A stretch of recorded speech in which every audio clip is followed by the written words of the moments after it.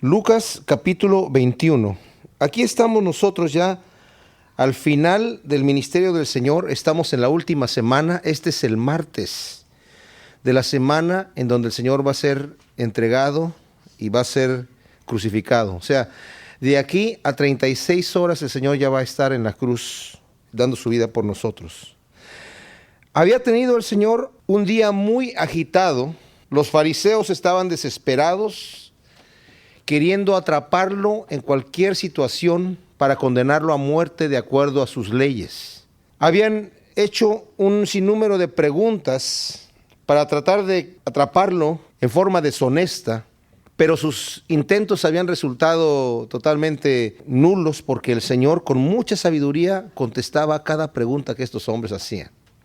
Lo último que hicieron fue hacer una pregunta legal y hacer una pregunta religiosa. Querían ponerlo primero en aprietos en cuanto al gobierno, querían que su situación, su acusación fuese política, y le hicieron la pregunta del tributo, si era lícito darle al César el tributo o no. Si contestaba que sí, ponía al pueblo en contra del Señor, porque el Señor, supuestamente la gente lo estaba aclamando ya como el Mesías, y si iba a ser el Mesías, la gente esperaba que el Mesías iba a tomar posesión del gobierno, del imperio. ¿Cómo va a decir el Mesías que es lícito darle tributo al César? Entonces hubiera perdido popularidad de parte del pueblo y de parte de los religiosos de su época también, algunos de los religiosos, de los fariseos. Pero si hubiera dicho que no era lícito darle tributo al César, pues los que estaban ahí de los romanos escuchando, los herodianos y incluso los saduceos, que también estaban de acuerdo con pagar el tributo, pues se lo hubieran echado encima y lo hubieran llevado como una persona conflictiva que estaba armando una sedición, cosa que era muy común entre los judíos en aquel entonces. Entonces el Señor responde muy sabiamente, les pide un denario, y en el denario estaba la imagen del César, y les dice, ¿de quién es esta imagen? Pues de César, le dijeron. Pues dar a César lo que es de César y a Dios lo que es de Dios. Y los deja callados, avergonzados y maravillados ellos de la sabiduría de Dios. O sea, realmente se maravillaron. Ellos pensaron, no hay respuesta buena. Lo que conteste, lo tenemos, ya lo atrapamos. Hay mucha gente que prepara sus preguntas de alguna manera, preguntas capciosas y deshonestas también, pero el Señor con mucha sabiduría les responde. Después llegaron los saduceos. Obviamente ellos no creían que existían los espíritus, los ángeles, y no creían en la resurrección. Y ya tenían una pregunta hecha que seguramente la decían en cada momento, ¿verdad? Cada vez que surgía el asunto, daban el mismo argumento. Como esas personas que ya tienen sus preguntas para aquellos que dicen, no, pues Dios es todopoderoso. ¿Ah, sí? ¿Dios es todopoderoso? Sí. A ver, es poderosísimo, todopoderoso. Él puede ser una piedra tan grande que no la pueda cargar. Es como si han oído esa, ¿no? Que es como una lógica absurda, se le llama. Porque Dios puede hacer la piedra tan grande como Él quiera, pero aunque esté tan grande, la va a poder cargar. Entonces dicen, entonces no es todopoderoso porque no la hizo tan grande que no la pueda cargar, ¿verdad? Y hay gente que tiene estos argumentos que según ellos con eso ya ganaron. Bueno, los saduceos también tenían su argumento, que un hombre se casó con su mujer y murió antes de dejar descendencia, y de acuerdo con Moisés, la ley de Moisés decía que la debía tomar el siguiente hermano, si no estaba casado, casarse con ella y dejar descendencia a su hermano mayor, el primer hijo que nacía, continuaba con el linaje de su hermano. Y dice, bueno, y así la tomó al segundo, también murió sin dejar hijos, y así la tomaron los 7 hermanos y ninguno dejó hijos, y al final la mujer también murió. Y en la resurrección, ¿quién se queda con la mujer? Y según ellos, con esto ya lo tenemos aquí, ¿verdad? Y el Señor le responde, ustedes ignoran que en la resurrección no resucitan como los seres humanos, sino más bien parecido a los ángeles, que no tienen sexo. Y después les dice, pero acerca de la resurrección de los muertos, ¿no han oído que Moisés mismo le dijo a Dios, Dios de Isaac, Dios de Abraham, Dios de Jacob? Dios es Dios de vivos y no de muertos. Entonces los calló. Lucas no nos menciona, pero hay todavía otra pregunta que le hacen. Le preguntan que cuál es el grande mandamiento, y el Señor responde, amarás a Dios con toda tu alma, con toda tu mente y con todas tus fuerzas. Ese es el primero y grande mandamiento. Y cuando los tenía ya callados con esos argumentos, al final él mismo hace una pregunta. El Mesías les dice, ¿de quién es hijo? Le dijeron, de David, porque es el título que le daban, hijo de David. Y les dice el Señor, entonces ¿por qué es que el mismo David dice, dijo el Señor a mi Señor? al Mesías. Dijo Jehová o Yahvé a mi Señor, el Mesías: siéntate a mi diestra hasta que ponga a tus enemigos por estrado de tus pies. Si le llama Señor, entonces ¿cómo es su hijo? Y no le pudieron contestar esa pregunta y los dejó avergonzados. Ellos querían avergonzarlo a él y los dejó a él avergonzados. Y aún más, le vinieron a preguntar con qué autoridad estaba haciendo todo lo que estaba haciendo cuando sacó a todos estos mercaderes del templo, y tampoco les contestó la pregunta. Así que estos hombres ya no volvieron a interrogar más al Señor. Encima de esto, el Señor, ya una vez que los deja totalmente callados, los acusa y le dice a la gente: ustedes cuídense de no ser como los escribas. Son hipócritas, son sepulcros blanqueados, abusan de la gente. Y una de las cosas que había dicho al final del capítulo anterior, dice: estas personas devoran, dice el último versículo del capítulo 20:47, devoran las casas de las viudas y por pretexto hacen largas oraciones. Estos recibirán mayor condenación. Y eso de devorar las casas de las viudas significa que estos hombres de alguna manera abusaban de las viudas que tenían dinero para quedarse con el dinero de las viudas.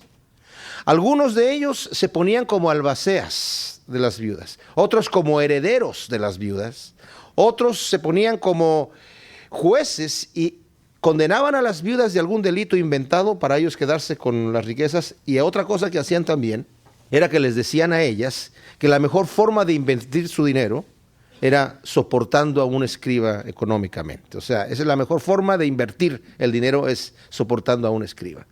Y por eso el Señor dice: ay de estos hombres, porque están abusando de estas mujeres piadosas, quitándoles su dinero.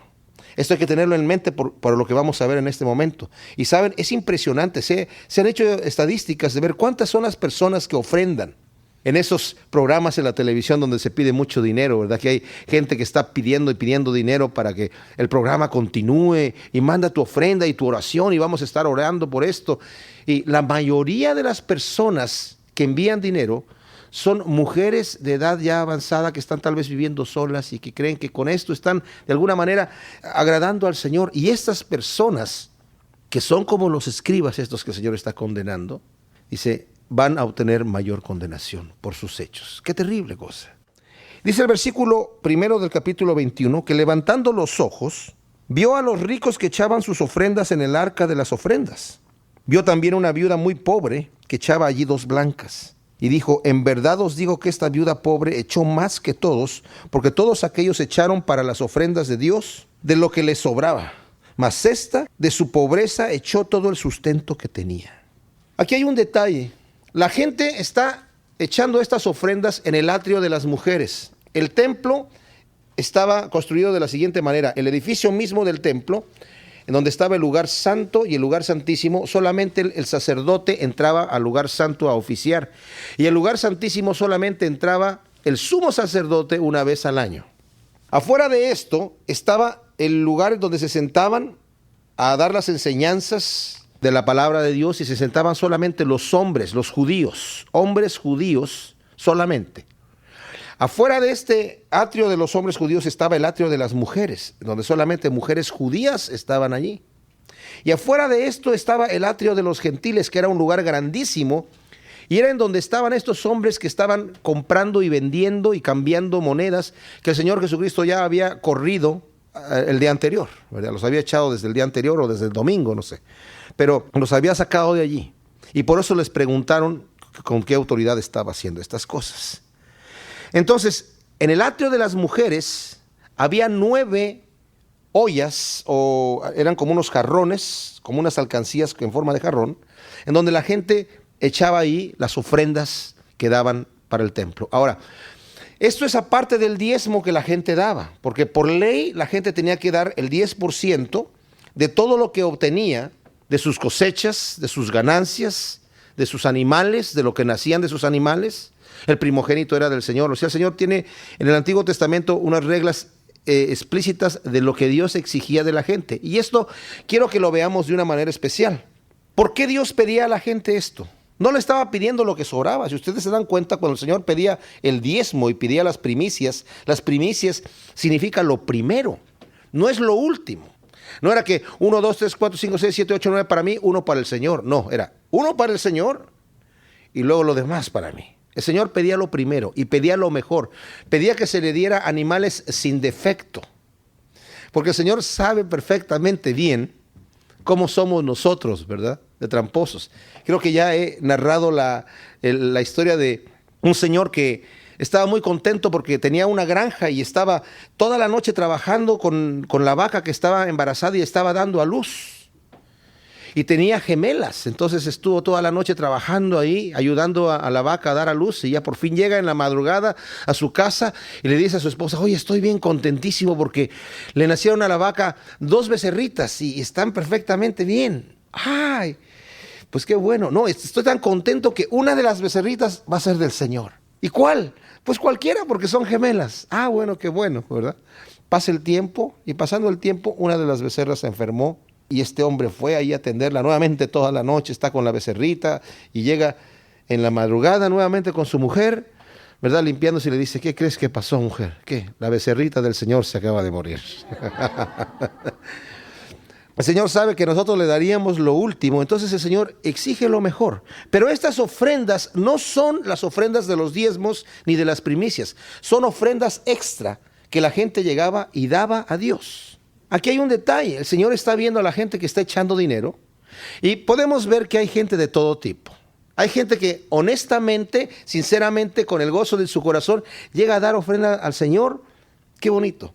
Pero por el otro lado estaban los ricos que lo hacían como tocando trompeta, ¿verdad? Tiraban el dinero así desde arriba para que la gente lo viera, clan, clan, clan, clan, clan, y la gente: wow, mira cuánto está dando.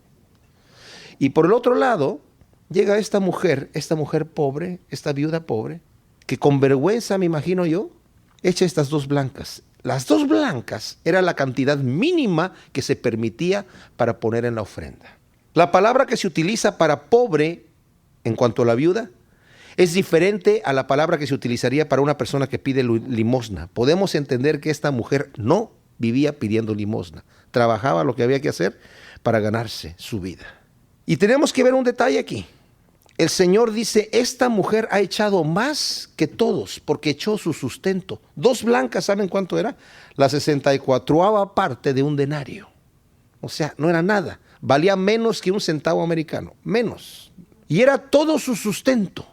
Todo su sustento. Esta mujer echó todo lo que tenía. Estos hombres echaban de lo que les sobraba. Y el Señor dice: ella echó más, no dijo echó más que cualquiera. Echó más que todos juntos. Todo ese dinero que está allí, todas esas riquezas que se guardaron en esas arcas y en esas alcancías, dice el Señor, no valen lo que vale lo que echó esta mujer. El Señor ve el corazón de la persona. Ahora, esta mujer llegó a entregarle al Señor con gratitud. No lo hizo porque alguien la estaba obligando. Saben, es terrible. A mí me da coraje a veces cuando veo que se abusa de este tema. Por eso es que nosotros aquí, en nuestra iglesia, casi nunca hablamos del tema del dinero. No porque sea malo hablar. De hecho, es malo no hablarlo porque la Biblia lo menciona. Pero ¿saben por qué prefiero no hablarlo? Para que no se malinterprete que estamos pidiendo dinero. Por eso casi nunca tocamos el tema. Casi nunca se toca este tema. Pero el Señor lo toca. El Señor de alguna manera ha puesto en el corazón del hombre que lo que más le importa, ahí es en donde va a invertir no solamente su tiempo, su esfuerzo, sino también su dinero. Lo que más le interesa. Y esa es una realidad. Caín y Abel, ellos no tuvieron ningún mandamiento, ninguna ley que dijera que tenían que traer algún tipo de ofrenda, nada. Abel, de la gratitud de su corazón, de las primicias de sus animales que estaba él cuidando, trajo al Señor y ofreció sacrificio. Caín, cuando vio que Dios se agradó del sacrificio de su hermano, él también trajo una ofrenda. Pero cosa interesante que vemos nosotros aquí, el Señor no vio con agrado la ofrenda de Caín.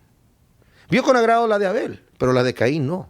Yo casi no he escuchado a nadie que diga: oye, cuando vayas a dar tu ofrenda, fíjate cómo la estás dando, no la vayas a dar en competencia, ni la vayas a dar cuando tienes pecado en tu corazón, porque Dios no te la recibe, mejor no la des. No he oído a nadie que diga: mejor no des ofrenda.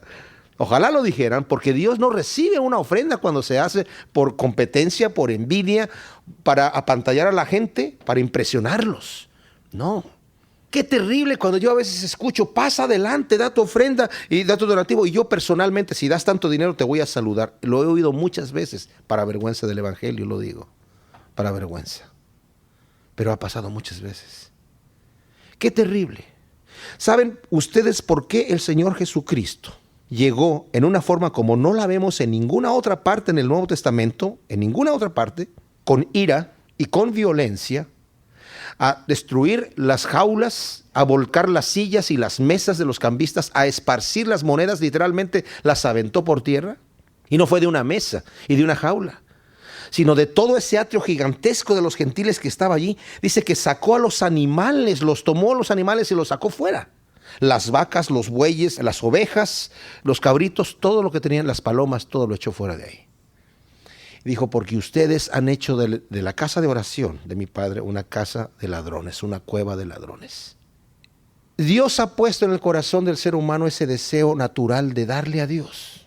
Las personas que venían de afuera, de lejos, a visitar en ese momento la Pascua, venían a traer una ofrenda a Dios. No eran sus diezmos, no eran sus primicias, eran ofrendas, dar algo extra. Y estos hombres estaban aprovechando de este deseo natural de darle una ofrenda a Dios para enriquecerse ellos mismos. Ay de la gente que hace eso, que lo ha hecho y que lo siga haciendo.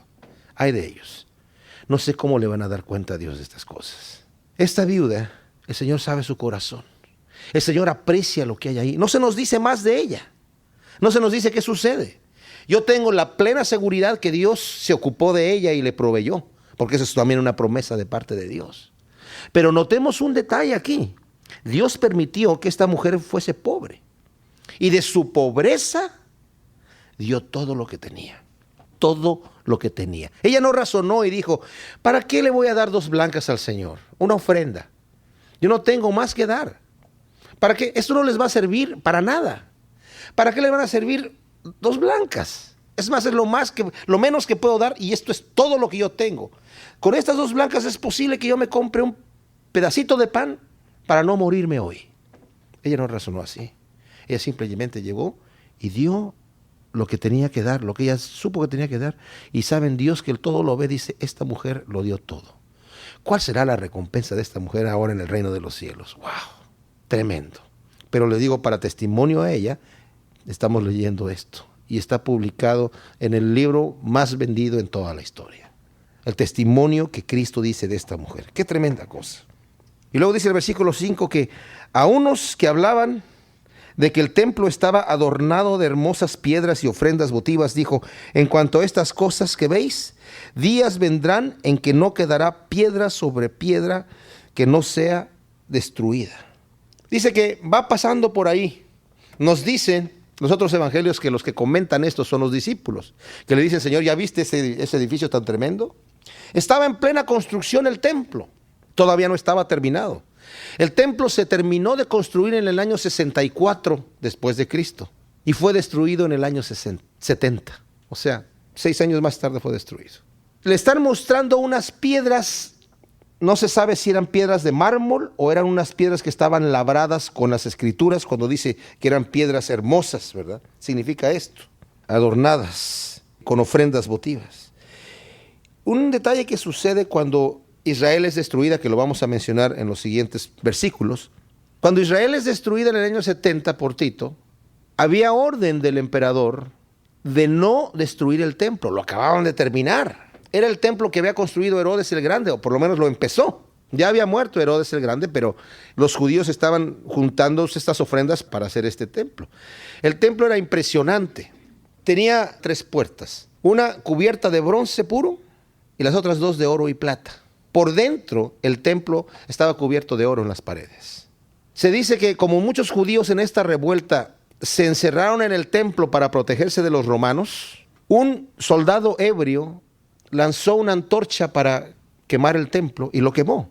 Y se quemaron, se murieron cremados los judíos que estaban allá adentro. Era una situación terrible, como estaba en aquel entonces Jerusalén, con el hambre que estaba, y como dije, lo vamos a mencionar un poco más adelante. Pero el detalle es el siguiente: al momento de quemarse el templo, el oro se empezó a derretir y empezó a meterse entre las grietas de las piedras. De manera que cuando ya terminó el fuego, y habían destruido ya la ciudad. El templo todavía estaba en pie. Llegaron los romanos a ver qué podían saquear y al ver que el oro se había metido en las hendiduras de las piedras, removieron literalmente todas las piedras y no quedó piedra sobre piedra. Impresionante. O sea, lo acababan de construir, un edificio nuevo, perfecto, glorioso. Algunos incluso llegan a estimar que la construcción del templo que hizo Herodes el Grande era más hermoso que en las épocas de Salomón, cuando Salomón construyó el templo. Porque a Herodes le gustaba hacer obras majestuosas y fue destruido completamente. ¿Qué detalle? El Señor va pasando por ahí, le quieren impresionar con esas cosas. Tal vez los discípulos se dieron cuenta que el Señor entraba y salía del templo, pero no se admiraba de la arquitectura. No se detenía a ver, wow, qué tremendo, qué bien les está quedando el templo. El Señor ya sabía lo que iba a suceder y da esa predicción. Que después los acusadores del Señor, cuando los tienen allí delante de Caifás y delante de Anás, van a traer testigos falsos que supuestamente van a decir, él dijo que iba a destruir el templo y que en 3 días lo iba a volver a edificar. O sea, tratándolo de acusar de esas cosas. Bueno, eso no dijo el Señor, ¿verdad? Eso no dijo, pero cuando habló de que destruir este templo y yo lo reedificaré en 3 días, se estaba refiriendo a su cuerpo, ¿verdad? Que él iba a resucitar. Lucas 21:7. Aquí el Señor acaba de decirle a sus discípulos que todas estas cosas que están allí, hacia el templo, las piedras hermosas que ellos acaban de decirle, ¿verdad? En el versículo 5 le habían dicho, ya viste esas hermosas piedras y ofrendas votivas que tiene el templo. Y el Señor dice, van a venir días que no quedará piedra sobre piedra que no sea destruida. Le preguntaron, Maestro, ¿cuándo será esto? ¿Y qué señal habrá cuando estas cosas estén para suceder? Es una pregunta doble. ¿Cuándo será esto? ¿Y qué señal habrá cuando estas cosas estén para suceder? Entonces le dijo el Señor, mirad que no seáis engañados porque vendrán muchos en mi nombre diciendo, yo soy el Cristo y el tiempo está cerca, mas no vayáis en pos de ellos. En realidad, la palabra el Cristo está añadida. En algunas de las Biblias tal vez aparece con letra cursiva. O sea, realmente el Señor dice que van a venir en mi nombre diciendo yo soy y el tiempo está cerca, mas no vayáis en pos de ellos. Y cuando oigáis de guerras y de sediciones, no os alarméis, porque es necesario que estas cosas acontezcan primero, pero el fin no será inmediatamente. Esto está hablando aquí el Señor, va a hablar de 2 cosas. Una, de la destrucción de Jerusalén, porque él estaba hablando de que no iba a quedar piedra sobre piedra, pero también va a hablar de las señales del fin. Muchas de las profecías en la Biblia tienen doble cumplimiento, porque durante el sitio de Jerusalén de Tito hubo gran aflicción y gran tormento en la gente, pero también lo va a haber en la época de la tribulación cuando el anticristo se proclame Dios y esté en el templo de Jerusalén. Ahí los judíos se van a dar cuenta de que se habían equivocado. Primero lo van a recibir como el Mesías, pero cuando él prohíba la adoración a Dios y solamente a él como el único objeto de culto, se van a dar cuenta de que se habían equivocado. Y dice aquí, cuando oigáis de guerras y de sediciones, no os alarméis, porque es necesario que estas cosas acontezcan, pero el fin no es inmediatamente. Entonces les dijo, se levantará nación contra nación y reino contra reino, y habrá grandes terremotos en diferentes lugares, hambres y pestilencias, y habrá terror y grandes señales del cielo. Ahora, aquí el Señor nos está dando un resumen de lo que va a acontecer hasta el fin del tiempo. O sea, desde ese momento lo que va a pasar con Israel en los siguientes años hasta el año 70, pero también está hablando acerca de las señales del fin. Está dando como un resumen de todo lo que va a suceder. Pero cuando dice aquí en el versículo 12, pero antes de todas estas cosas, os echarán mano y os perseguirán y os entregarán a las sinagogas y a las cárceles y seréis llevados ante reyes y ante gobernantes por causa de mi nombre. Y esto os será ocasión para dar testimonio. Y eso pasó justamente cuando nosotros leemos el libro de los Hechos. Cuando Pedro empieza a predicar, inmediatamente los fariseos dijeron, no, por favor, creímos que nos habíamos deshecho de este hombre, de esta situación, al haber crucificado a este hombre. Pero ahora sus discípulos siguen con el mismo mensaje, y aún peor, porque ahora dicen que él ya resucitó y que se fue a los cielos. Pero los discípulos no solamente tenían un mensaje, empezaban a hacer señales y prodigios y la gente empezaba a aceptar. Pedro, por ejemplo, su primer mensaje fue lleno del Espíritu Santo de una forma especial. Antes era un Pedro temeroso que negó a su Señor. Después vemos a un Pedro con un valor tremendo que delante de toda la gente, a los mismos romanos que crucificaron al Señor, a los mismos religiosos que crucificaron al Señor, les dice, ustedes son los que crucificaron a Cristo. Tanto así que la gente dice, ¿qué haremos? ¿Qué podemos hacer? Arrepiéntanse, les dice, y conviértanse. Y se añadieron a la iglesia, primero se añadieron 3,000 y luego se añadieron 5,000. Pero era con un denuedo y una fuerza especial del Espíritu Santo. Entonces dice el Señor, cuando los tomen presos, no se asusten por eso. Esa va a ser una ocasión para testificar. ¿Saben? El apóstol Pablo no hubiera podido llevar el evangelio a la casa de César si no hubiera sido preso y llevado justamente a Roma, en donde se dice, según la tradición, que le llevó el evangelio aún al mismo Nerón, al mismo César. Que antes Nerón era una persona tranquila, normal, pero cuando escuchó el mensaje de Pablo, rechazó el mensaje de Cristo y, según dicen la tradición, se poseyó completamente y empezó a perseguir a los cristianos con una hazaña terrible. Los ataba en palos, los llenaba de brea y luego les encendía fuego en la noche como antorchas.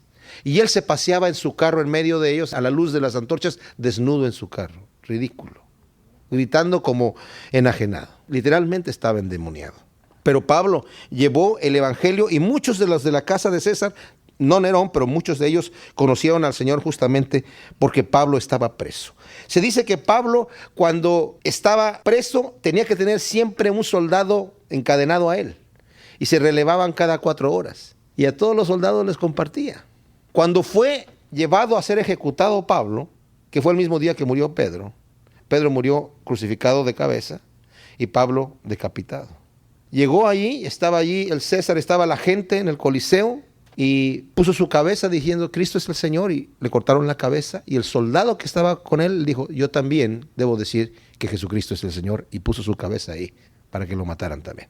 Qué tremenda cosa, qué tremendo testimonio de Pablo.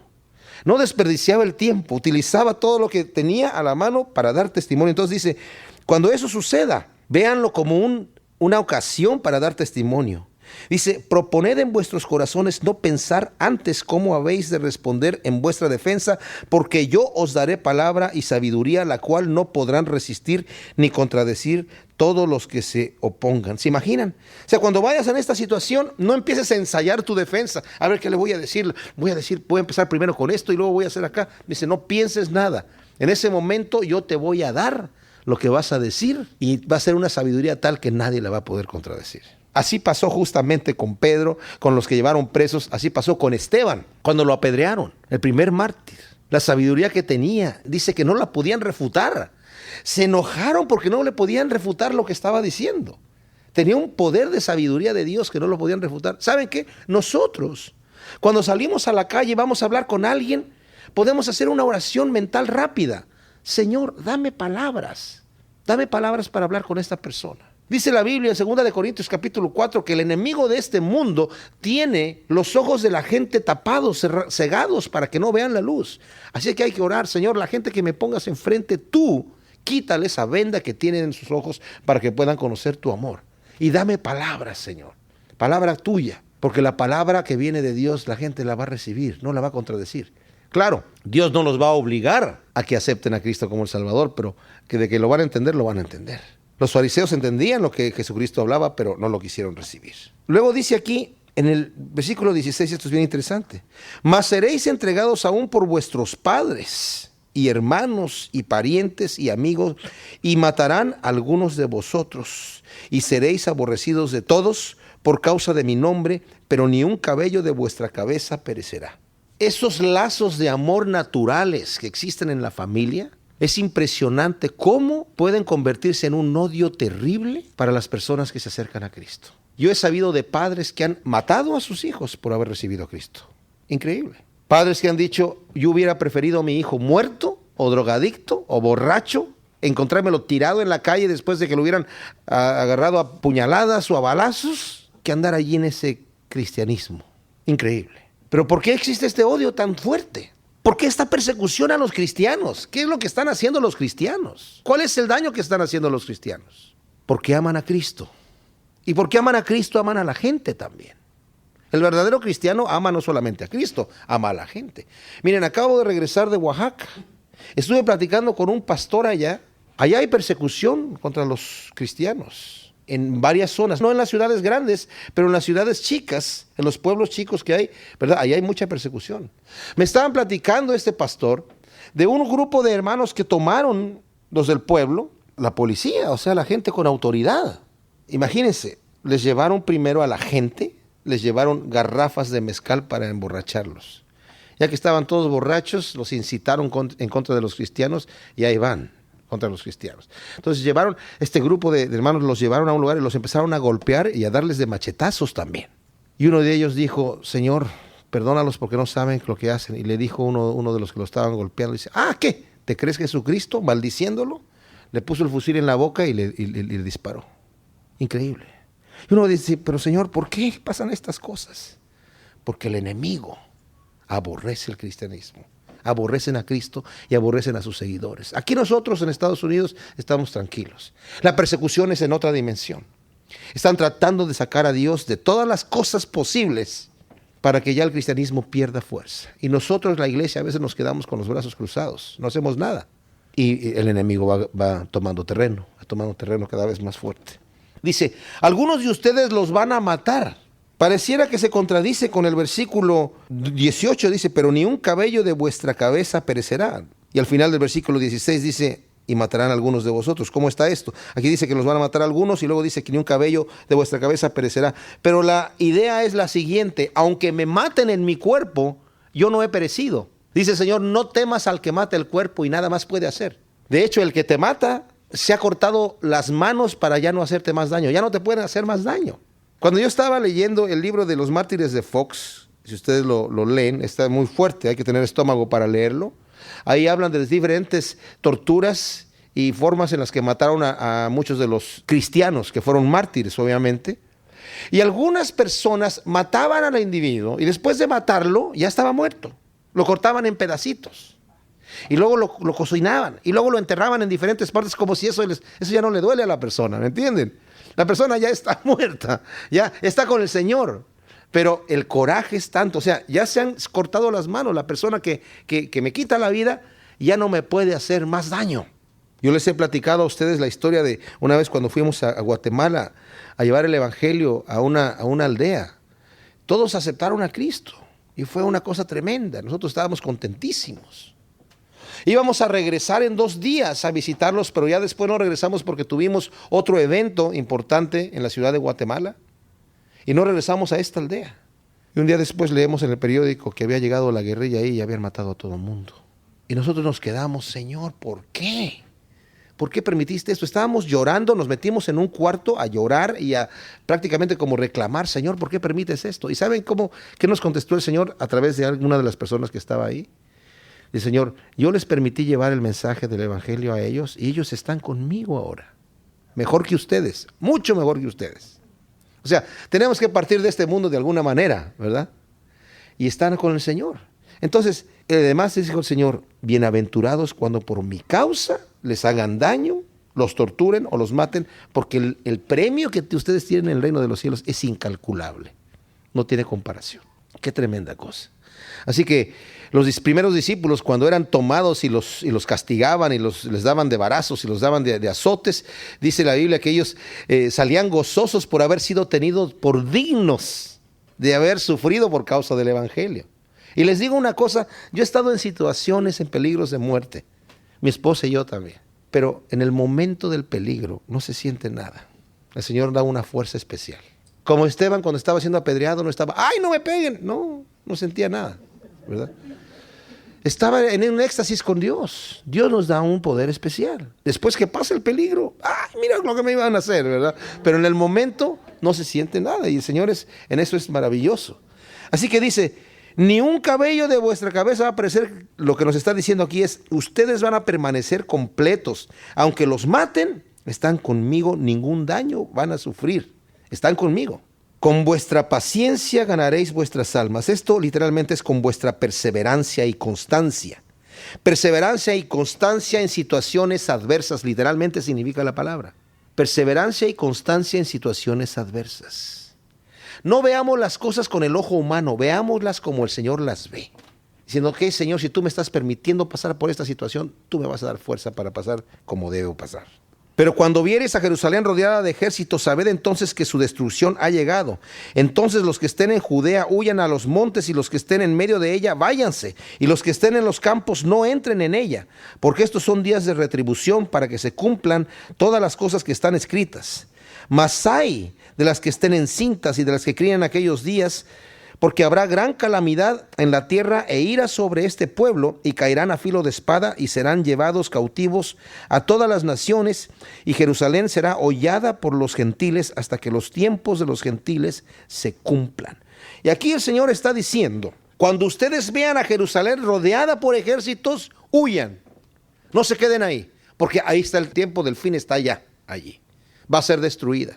Y saben, hubo varias personas que rodearon a Jerusalén, varios generales que rodearon a Jerusalén. Uno de ellos lo rodeó en el año 69. Después, en el año 70, vino Tito y destruyó. Cuando vino el del 69, dicen que los cristianos salieron de allí, porque rodeó y después se fue. Los cristianos se fueron de Jerusalén, se fueron a vivir a otras ciudades fuera de Jerusalén. De manera que cuando Tito llegó a rodear Jerusalén, dicen que no había ningún cristiano allí. Ni un solo cristiano había ahí. Y bueno, cuando Tito vino, destruyó Jerusalén y mató muchísimos judíos. Muchísimos judíos murieron por pestes porque no tenían agua. La gente dice que literalmente se andaba comiendo la mugre de la calle, la mugre que había. Había señoras que estaban cocinando a sus hijos para comérselos. Era terrible, terrible la situación. No tenían nada, no tenían agua, no tenían nada. Murieron muchas personas de plagas, muchas de hambre, los demás fueron destruidos. De ahí terminó Israel como nación en el año 70 después de Cristo. Pero los cristianos estaban fuera de la ciudad, justamente porque conocían esta profecía que había dicho el Señor a los discípulos, y los cristianos sabían eso. Y por eso dice aquí, hay de las que estén encintas y las que críen en aquellos días, porque va a ser una gran calamidad. No pueden correr. Las personas que andan con sus bebés chiquitos o las mujeres que están encintas no van a poder correr mucho. Entonces habrá señales en el sol, en la luna y en las estrellas, y en la tierra angustia de las gentes confundidas a causa del bramido del mar y de las olas. Aquí nos está hablando ya de los tiempos del fin, cuando venga el día del Señor. Dice, desfalleciendo los hombres por el temor y la expectación de las cosas que sobrevendrán en la tierra, porque las potencias de los cielos serán conmovidas. Entonces verán al Hijo del Hombre que vendrá en una nube con poder y gran gloria. Cuando estas cosas comiencen a suceder, erguíos y levantad vuestra cabeza, porque vuestra redención está cerca. Ahora, ¿saben? El Señor nos ha prometido a nosotros que a nosotros no nos va a tomar por sorpresa ese tiempo. Esto no quiere decir que el Señor nos va a anunciar, ya vengo aquí. No, el Señor no nos va a anunciar cuándo va a venir. ¿Cómo puede ser que a mí no me sorprenda y yo no sé cuándo viene, porque estoy a la espera de que venga en cualquier momento? Si yo estoy esperando que el Señor venga hoy, y hoy viene, no me va a sorprender, ¿o sí?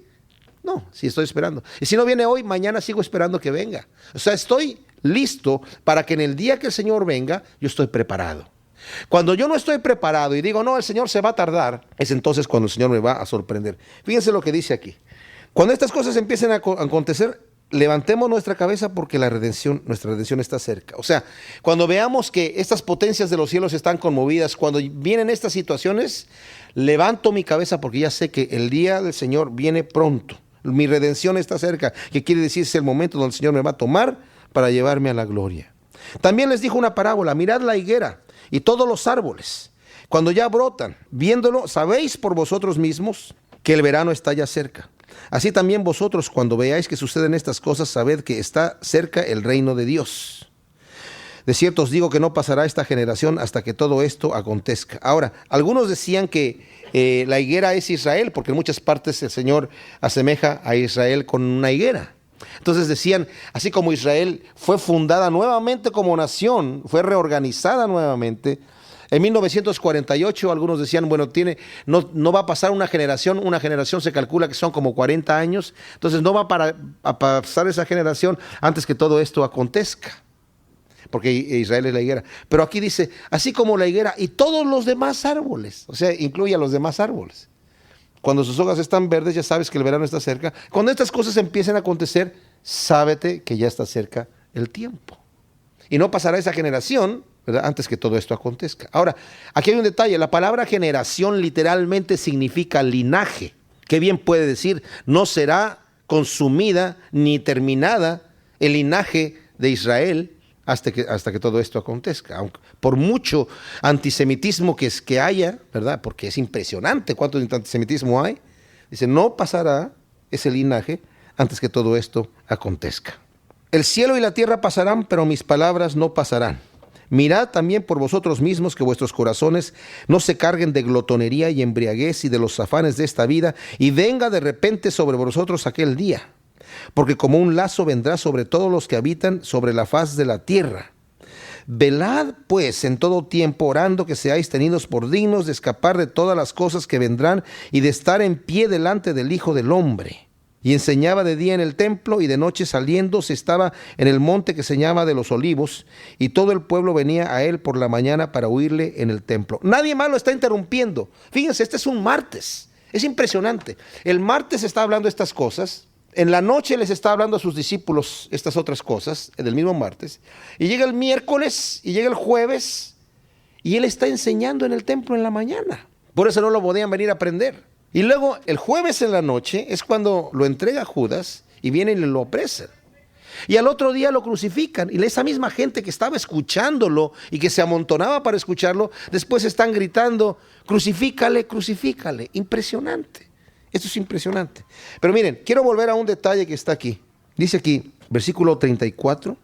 Mirad también por vosotros mismos que vuestros corazones no se carguen de glotonería y embriaguez y de los afanes de esta vida, y venga de repente sobre vosotros aquel día, porque como un lazo vendrá sobre todos los que habitan sobre la faz de la tierra. Nos había dicho en el capítulo, si voltean unas 2 hojas atrás, en el capítulo 17, 3 hojas hacia atrás, versículo 26 dice, como en los días de Noé, así también será en los días del Hijo del Hombre. Comían y bebían, se casaban y se daban en casamiento hasta el día en que entró Noé en el arca y vino el diluvio y los destruyó a todos. Asimismo, como sucedió en los días de Lot, comían y bebían, compraban, vendían, plantaban, edificaban. Mas el día en que Lot salió de Sodoma, llovió del cielo fuego y azufre y los destruyó a todos. Los otros evangelios ponen esto que acabo de leer en esta parte donde acabamos de terminar, porque el Señor también está diciendo, como esos días, la gente está despreocupada, creyendo que van a seguir como siguen, comiendo, bebiendo, comprando. No que esté mal comer, beber y comprar y casarse, no, y negociar, no está mal. Simplemente que la gente está distraída, no está esperando que Jesucristo venga. Oímos todo el tiempo, Jesucristo ya viene pronto. ¿Cuántos creen que Jesucristo viene? Y muchos levantan la mano, yo, ¿verdad? Se dice todo eso, todo el tiempo se está diciendo. Pero la gente se burla, no lo cree. Y la mayoría de los cristianos, desafortunadamente, ni siquiera están preparados para recibir al Señor. Porque sí, ya lo hemos oído desde hace mucho tiempo. Mi abuelo lo decía, y el tatarabuelo también, o el tatarabuelo de fulano que era cristiano. Lo estaban diciendo, Pablo lo decía. O sea, desde entonces estaban diciendo que Cristo ya viene y Cristo no ha llegado. O sea, puede que todavía pase el tiempo. Pero ¿saben qué? Dice, cuídate de que no estés cargado tu corazón de los afanes de esta vida y estés distraído, porque entonces va a venir como un lazo sobre tu vida. Así que está preparado. Y el Señor, esa es la actitud que quiere que nosotros tengamos constante. No es que el Señor esté haciendo trampa y yo no te voy a decir cuándo voy a llegar porque te voy a hacer trampa. No, lo que el Señor quiere, porque ya nos conoce, que estemos preparados esperando que el Señor venga en cualquier momento y estemos listos para recibirlo en ese momento. El Señor nos ama, quiere lo mejor para nosotros, pero quiere también que nosotros seamos disciplinados en nuestro caminar con Él y estemos preparados hoy. Oremos. Señor, te damos gracias por tu palabra. Qué tremendo saber la esperanza que tenemos en ti, Señor, una esperanza viva. Cuando vemos, Señor, que tus hijos, tú los has protegido, como dices, ni un cabello de su cabeza perecerá, nos damos cuenta, Señor, que tu mano está con nosotros. Y aunque el enemigo destruya nuestro cuerpo, no puede destruir nuestra alma, no puede destruir nuestro espíritu, porque ellos están en tu mano, Señor, y tú nos guardarás para siempre. Señor, tus promesas son sí, son amén, son hermosas. Te amamos, Señor, y queremos servirte en el nombre de Cristo Jesús. Amén.